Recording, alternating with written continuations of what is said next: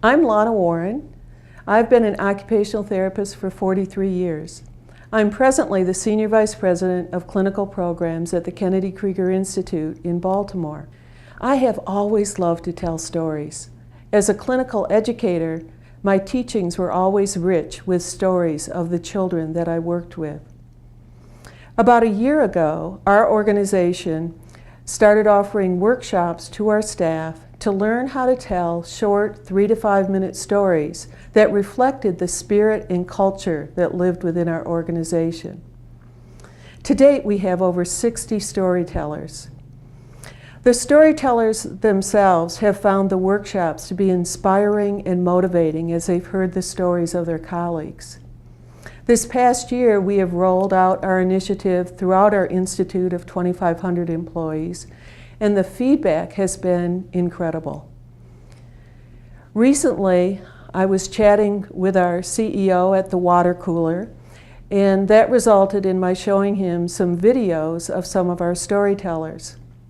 He then asked to have some storytellers come to an upcoming board meeting. The response from the board of directors was overwhelmingly positive. They felt that they got a glimpse of the institute that they just had never gotten before. We're really learning that a powerful, well-told story is so much more powerful and memorable than a narrative description. Over the last 15 years, I have welcomed over 5,000 new employees to our organization. And when I tell them about our mission, I tell them an occupational therapy story. I tell them about a little girl I worked with back in the 1980s.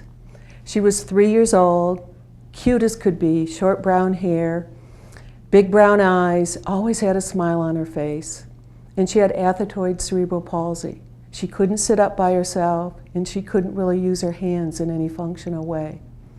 But we figured out a way that we could give her power mobility, her first experience of mobility in her entire life. She was thrilled. So was her family. I remember one day when I got a phone call from the mom, and she was overjoyed with excitement. And I said, come on, tell me what happened. And she said, oh, it was so wonderful. Barbie ran away. And I said, what? And she proceeded to tell me a story about their family going to a mall. They went into a toy store, and her dad, Barbie's dad, said, no, you can't have that toy. We don't have money for it.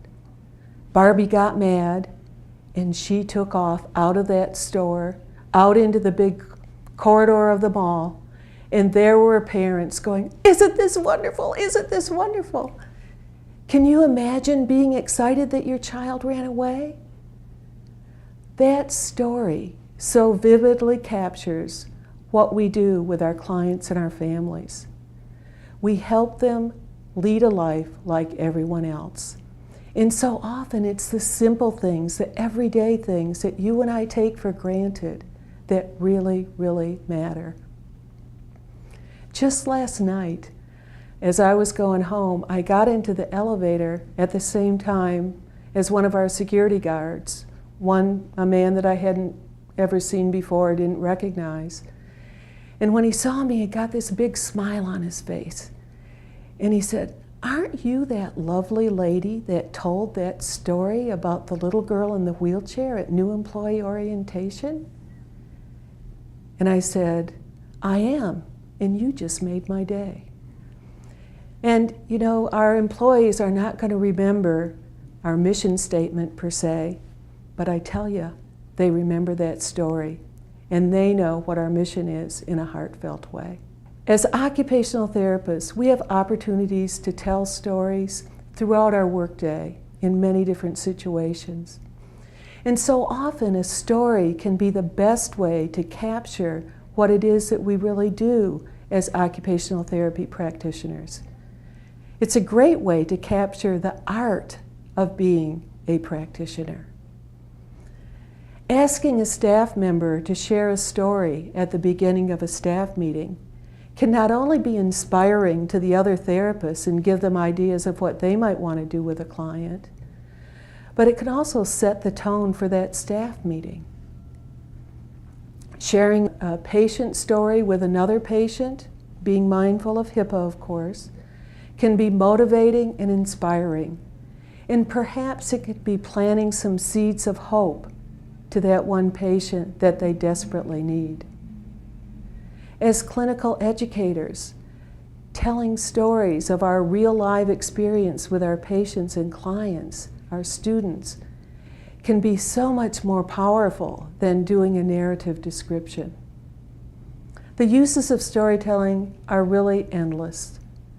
They can be for furthering education, they can be for mentoring, philanthropy, for marketing, and just for improving overall understanding of what occupational therapy is all about. Let's